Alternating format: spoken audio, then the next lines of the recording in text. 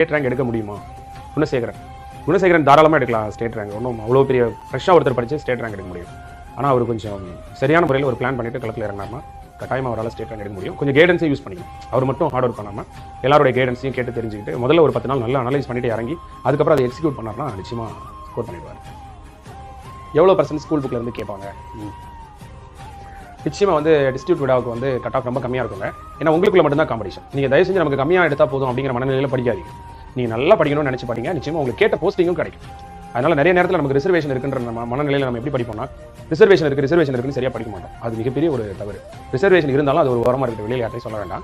நீங்கள் ரிசர்வேஷன் இருந்தாலும் நான் மெரிட்டில் படிப்பேன்னு படிச்சு பாருங்க. உங்களுக்கு நிச்சயமாக மெரிட்லேயே இறைவன் வேலை தருவோம். அப்படி இல்லைன்னா நம்ம ரிசர்வேஷன் நம்ம எடுத்துக்கலாம். ஓகே, அதனால் நீங்கள் ரிசர்வேஷன் இருக்குன்னு நிறைய பேர் சரியாக படிக்கிறது இல்லை. காலை 10 மணிக்கு எந்திரிக்கணும்னா ரொம்ப சோம்பரியாக தான் இருப்போம். நம்ம அது மாதிரி தான் ரிசர்வேஷனும் 5 மணிக்கு அப்படின்னா சுறுசுறுப்பாக எந்திரிச்சுவோம். அது போல தான் நம்மளால முடியும், ரெண்டையுமே செய்ய முடியும். 5 மணிக்கு எந்திரிக்க முடியும், 10 மணிக்கு எந்திரிக்க முடியும். இந்த ரிசர்வேஷனுக்கு நம்மளை சோம்பேறி ஆகிடும். அதனால இவ்வளோ கட் ஆஃப் அவ்வளோ கட் ஆஃப் நினைக்காம கடமை செய்யுங்க. 200 மார்க் நல்லா படிங்க. மற்றவங்களோட நீங்கள் பெஸ்ட்டாக இருப்பீங்க.